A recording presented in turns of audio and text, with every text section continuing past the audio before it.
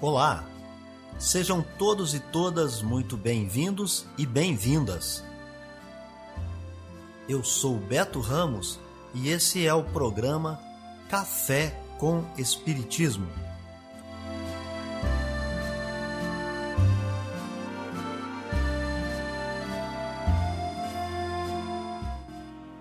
Um programa diário que aborda temas da filosofia, de conhecimentos gerais e de espiritismo. A verdade é o conhecimento que liberta.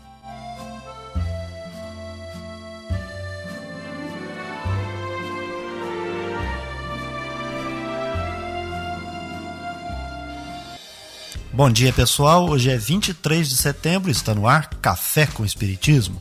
Notícias, informações, dicas importantes e mensagens você acompanha só aqui no Café com Espiritismo.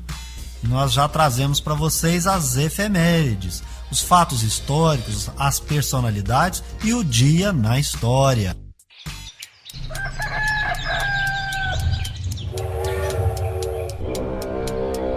Dia na história. O dia 23 de setembro é a data de nascimento do pianista estadunidense Ray Charles. É nessa ocasião em que se comemora o Dia Internacional contra a Exploração Sexual e o Tráfico de Mulheres, Meninas e Meninos, que foi instituído em 99 a partir da cidade bangladeshiana de Dhaka, pela Conferência Mundial da Coalizão contra o Tráfico de Mulheres ou Crianças. Notícias do Brasil e do mundo é aqui no Café com Jornal. O deputado federal Diego Andrade, do PSD de Minas Gerais, foi escolhido presidente da Comissão Especial da PEC dos Precatórios na Câmara dos Deputados. O líder dos republicanos na casa, deputado Hugo Mota, será o relator.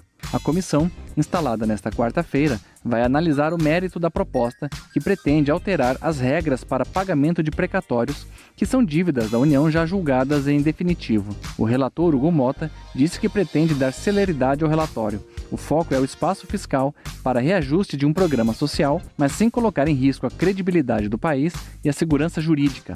Mota quer ouvir o Judiciário, os estados e o governo federal. Acredito que ouvindo esses atores, nós vamos poder ter uma melhor formação de opinião acerca da confecção do relatório. Porque aqui estamos ouvindo o Supremo Tribunal Federal, o Tribunal de Contas da União, os demais entes federativos, estados e municípios, o Conselho Nacional de Justiça e o Ministério da Economia, que representa a versão do governo. O governo federal afirma que em 2022, o montante a ser pago em precatórios chega a 89 bilhões de reais, o que pode comprometer os demais gastos. O governo propõe o parcelamento, até 2029, de dívidas acima de 60 mil salários mínimos, cerca de 66 milhões de reais. Mas já surgiu outra proposta, que é a definição de um teto. O assunto chegou a ser discutido nesta terça-feira entre os presidentes da Câmara, Arthur Lira, e do Senado, Rodrigo Pacheco, em reunião com o ministro da Economia, Paulo Guedes. Os parlamentares falam na possibilidade de um teto de 39 bilhões de reais para o pagamento de precatórios no ano que vem e medidas alternativas para a quitação dos 50 bilhões restantes. Por ser uma PEC, depois da comissão especial, o texto deve ser votado em 2 turnos no plenário da Câmara antes de seguir ao Senado. O presidente da comissão, deputado Diego Andrade, marcou para a próxima segunda-feira, dia 27, reunião extraordinária para apresentação do plano de trabalho e deliberação de requerimentos. Da Rádio Nacional em Brasília, Gabriel Brum. A Fundação Oswaldo Cruz recebeu mais uma remessa do IFA, um ingrediente farmacêutico ativo para a produção de vacina Oxford AstraZeneca. É a partir desse insumo que a Fiocruz produz as vacinas distribuídas pelo Ministério da Saúde aos estados e ao Distrito Federal. O lote chegou ao Aeroporto Internacional do Rio, Galeão, na manhã desta quarta-feira. De acordo com a Fiocruz, a quantidade é suficiente para a produção de cerca de 5.200.000 doses do imunizante. Há previsão da chegada de novos lotes de insumo ainda este mês, mas a Fiocruz ainda aguarda a confirmação das datas das remessas. Na segunda-feira, o Ministério da Saúde recebeu 937.500 doses da vacina AstraZeneca Oxford, produzidas no Instituto de Tecnologia e Imunobiológicos, o Biomanguinhos, da Fiocruz. Conforme as previsões, a Fiocruz terá mais 2 entregas para o PNI, Programa Nacional de Imunizações, até o fim da semana. Segundo o Ministério da Saúde, a estratégia de distribuição é revisada semanalmente em reuniões entre União, estados e municípios, quando são avaliadas as confirmações do cronograma de entregas por parte dos laboratórios. Com informações da Agência Brasil, da Rádio Nacional no Rio de Janeiro, Solimar Luz. Em votação simbólica, a Comissão de Constituição e Justiça do Senado aprovou nesta quarta-feira o parecer da relatora senadora Simone Tebet sobre a proposta de emenda à Constituição da reforma eleitoral. Os senadores barraram a volta das coligações partidárias que estava no texto encaminhado pelos deputados federais. Os senadores também derrubaram a medida que alterava as regras para a apresentação de projetos via participação popular, que reduziria de 1,5 milhão de assinaturas para apenas 100 mil. Caiu também a aplicação do princípio da anterioridade eleitoral para decisões do Supremo Tribunal Federal ou do Tribunal Superior Eleitoral. Entre os pontos aprovados estão a contagem em dobro dos votos para candidatos negros e mulheres para a distribuição dos fundos partidário e eleitoral nas eleições de 2022 a 2030 e o uso das eleições municipais para a realização de plebiscitos sobre assuntos locais. O parecer aprovado prevê também que deputados e vereadores que saírem do partido com a concordância da legenda não perdem o mandato. Outra medida impede que sanções aplicadas a um partido que vier a ser incorporado não passem a legenda incorporadora. Por fim, o texto propõe mudar a data de posse do presidente da República para o dia 5 de janeiro e de governadores para o dia 6 de janeiro, a partir das eleições de 2026. A relatora, Simone Tebet, disse que deve trabalhar na discussão de um código eleitoral que pode incluir propostas que ficaram de fora da PEC. Para que possamos avançar com o processo eleitoral e jamais retroceder naquilo que possa garantir regras seguras, transparentes, éticas, para garantirmos, acima de tudo, a soberania popular. A estratégia dos senadores era aprovar apenas partes consensuais da proposta enviada pelos deputados para evitar o retorno do texto à Câmara. O prazo é curto. Para as regras valerem para as eleições de 2022, o texto deve ser promulgado até o dia 2 de outubro. O presidente da comissão, senador Davi Alcolumbre, disse que há um acordo com o presidente do Senado, Rodrigo Pacheco, para a PEC ir ao plenário ainda nesta quarta-feira para votação em 2 turnos. Da Rádio Nacional em Brasília, Gabriel Brum. Viver bem. Dicas de como conviver harmoniosamente em todas as fases da vida. Para você que busca sua melhora individual, temos dicas de esportes, alimentação saudável, leitura edificante, hábitos espíritas e profissões. Viva bem e favoreça sua saúde física, mental e espiritual.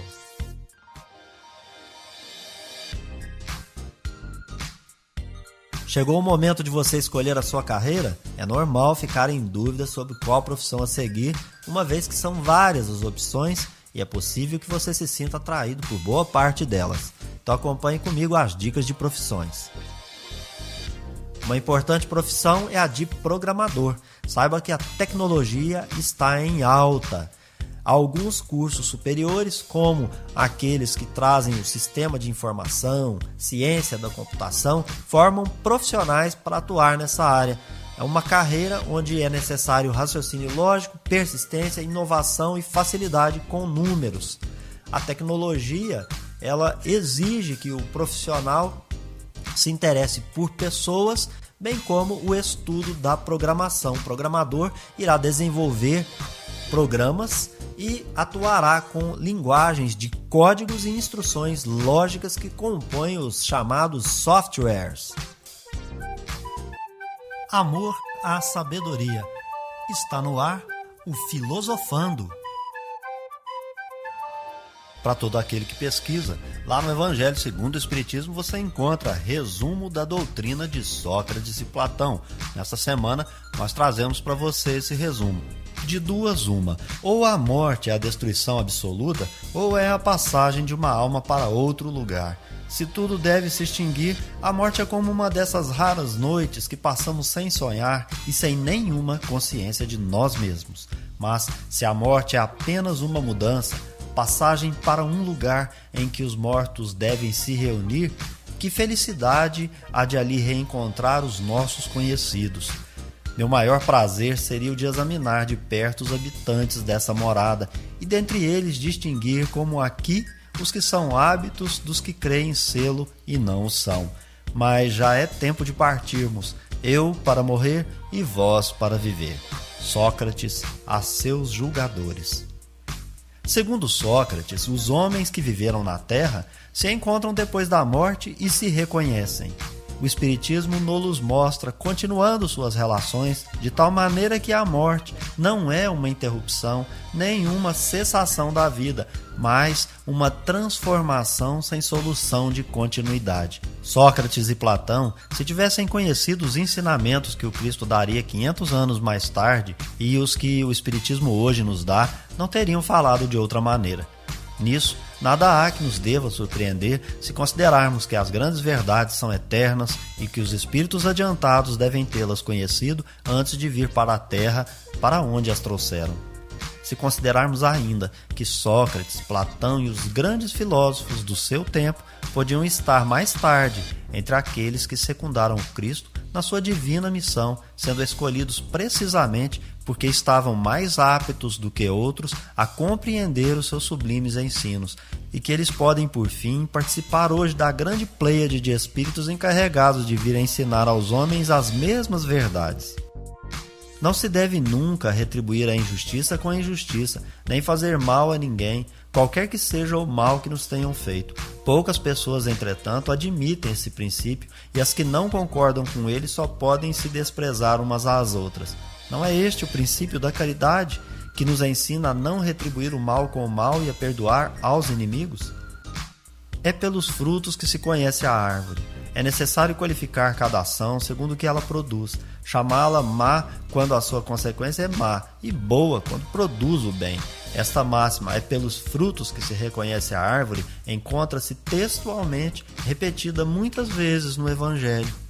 A riqueza é um grande perigo. Todo homem que ama a riqueza não ama nem ele, nem ao que possui, mas a uma coisa que ainda é mais estranha do que aquilo que ele possui. As mais belas preces e os mais belos sacrifícios agradam menos à divindade do que uma alma virtuosa que se esforça por se assemelhar a ela. Seria grave que os deuses se interessassem mais pelas nossas oferendas do que pelas nossas almas. Dessa maneira, os maiores culpados poderiam conquistar os seus favores. Mas não, pois só são verdadeiramente sábios e justos os que, por suas palavras e seus atos, resgatam o que devem aos deuses e aos homens. Chamo de homem vicioso ao amante vulgar que ama mais o corpo que a alma. O amor está por toda a natureza e nos incita a exercer a nossa inteligência. Encontramo-lo até mesmo no movimento dos astros. É o amor que adorna a natureza com suas ricas alfombras. Ele se enfeita e fixa sua morada onde encontra flores e perfumes. É ainda o amor que traz paz aos homens, a calmaria ao mar, o silêncio aos ventos e o sossego à dor. O amor que deve unir os homens por um sentimento de fraternidade é uma consequência dessa teoria de Platão sobre o amor universal como lei da natureza. Sócrates afirmou que o amor não é um deus nem um mortal, mas um grande demônio, ou seja, um grande espírito que preside ao amor universal. E esta afirmação lhe foi, sobretudo, imputada como crime. Café com Espiritismo. É hora da mensagem espírita. Ante o Grande Renovador. Esse é o título do capítulo 1 da obra Luz Acima, que foi ditada por Humberto de Campos, ou Irmão X, ao nosso Chico, o Chico Xavier. Eu escolhi esse texto para compartilhar com vocês na manhã de hoje e que seja objeto da nossa meditação. Suas palavras tocam bem fundo os nossos corações. E fala mais ou menos assim: Senhor, lembrando a tua crucificação entre malfeitores, sacrificado em teu ministério de amor universal, ouvimos apelos de vários setores religiosos do mundo presente, te invocando o nome para incentivar os movimentos tumultuários da renovação política que convulsiona o planeta. te asseguram a posição de maior revolucionário de todos os tempos. Afirmam que abalaste os fundamentos sociais da ordem humana, que alteraste o curso da civilização e que transformaste os povos da terra. Quem te negará, Senhor, a condição de embaixador dos céus, e quem desconhecerá esse teu apostolado de redenção? Entretanto, divulgando a mensagem da Boa Nova, jamais insultaste o governo estabelecido. Amigo de todos os sofredores e necessitados, nunca congregaste os infelizes em sinistras aventuras de ódio ou indisciplina. Te aproximavas dos desamparados, lhes curavas enfermidades, lhes ensinava o caminho do bem, lhes estendia as mãos benfeitoras e diligentes. Te dirigindo à massa anônima e desditosa, infeliz, em nome do Eterno Pai, não preconizastes movimentos armados de desrespeito às autoridades legalmente constituídas. Ao contrário do incitamento à revolta, recomendavas que a lei de Moisés fosse respeitada, que os sacerdotes dignos fossem honrados, afirmando que o reino de Deus não surgiria com aparências exteriores, mas sim com a elevação espiritual do ser humano de qualquer raça ou nacionalidade, sinceramente interessado em aproveitar os dons divinos. Expondo os princípios superiores ao coração popular, não disputaste lugar saliente junto ao romano dominador a pretexto de patrocinar a liberdade, e sim aconselhaste acatamento a César com a obrigação de se resgatar aquele tributo que se lhe devia. Erguendo novas colunas no templo da fé viva, conclamando mãos limpas, corações puros ao serviço do céu, não desprezaste a legião dos pecadores e criminosos que se abeiravam de ti, sedentos de transformação para a tarefa bendita. Não falastes a eles de uma tribuna dourada, acentuando fronteiras de separação. Comungaste com todos no caminho da vida a pleno chão, abraçando leprosos e delinquentes avarentos e rixosos, homens e mulheres infelizes. Não impunhas, no entanto, qualquer compromisso que envolvesse a administração dos interesses públicos, nem traçavas, com palavras astutas, qualquer insinuação ao desespero. Pedias tão somente renovassem o coração, para que a luz do reino lhes penetrasse as profundidades do ser.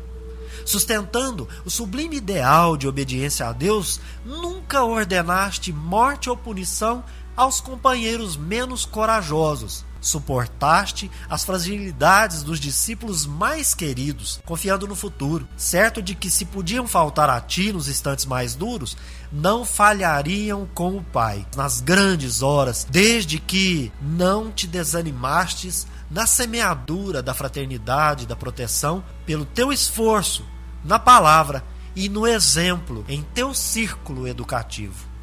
Se confiavas num mundo vasto onde reinaria a solidariedade nas relações humanas, jamais tentaste apressar diretrizes absolutas pelo império da força. Começaste sempre a propaganda dos propósitos divinos em ti mesmo, revelando o próprio coração, cultivando o trabalho e a esperança, com suprema fidelidade ao poder mais alto, que marcou a estação adequada à semente e à germinação, à flor e ao fruto. Em momento algum, mobilizaste a violência, alegando necessidade de serviço superior. E em todo o teu apostolado jamais desdenhaste o menor ensejo de amparar o próximo, o edificando. Para isso, abraçaste os velhos, os doentes, os deserdados, os tristes, os aleijados e as criancinhas. Nunca disseste, Senhor, que os discípulos deveriam dominar em Roma para ser úteis na Judéia, nem prometestes primeiros lugares nas estradas da glória àqueles companheiros diletos, ainda mesmo em se tratando de João e Tiago, que te foram amigos carinhosos. Mas garantiste a vitória sublime a todos os homens que se fizessem devotados servos dos seus semelhantes, por amor ao Pai Celestial. Invariavelmente solicitaste socorro e proteção, desculpas e auxílios para os que te perseguiam gratuitamente, irônicos e ingratos. Tua ordem era de amor e paz para que todo o espírito se converta ao infinito bem. Hoje, contudo, se improvisam guerras sanguinolentas e sobram discórdias em teu nome. Há companheiros que disputam situações de relevo a fim de servirem à tua causa, como se o sacrifício pessoal não constituísse a tua senha na obra redentora. Outros te recordam os ensinos para justificar a inconformação e a desordem. Sim, foste em verdade o grande renovador. Transformaste os séculos e as nações, trabalhando e perdoando, ajudando e servindo, esperando e amando sempre. Certo dia, na praça pública, quando ficaste a sós com a humilde e infortunada irmã que se vira fustigada pelo populacho ignorante, lhe perguntaste emocionadamente: mulher, onde estão os perseguidores que te acusam? Hoje, mestre, lamentando embora o tempo que também perdi na terra, iludido e envenenado quanto os outros homens, te lembrando ainda na cruz afrontosa, sozinho em tua exemplificação de amor e renúncia, abnegação e martírio, ouso te interrogar com as lágrimas do meu profundo arrependimento: Senhor, onde estão os renovadores que te acompanham? É isso então, pessoal. Se inscreva no nosso canal, deixe sua impressão em comentário. Um forte abraço e até o próximo Café com Espiritismo. Fui! Este foi o nosso programa Café com Espiritismo. Um oferecimento de Instituto Revelare. Se inscreva em nosso canal, acione o sino das notificações e se torne membro para apoiar os projetos. Nós nos encontramos no próximo episódio.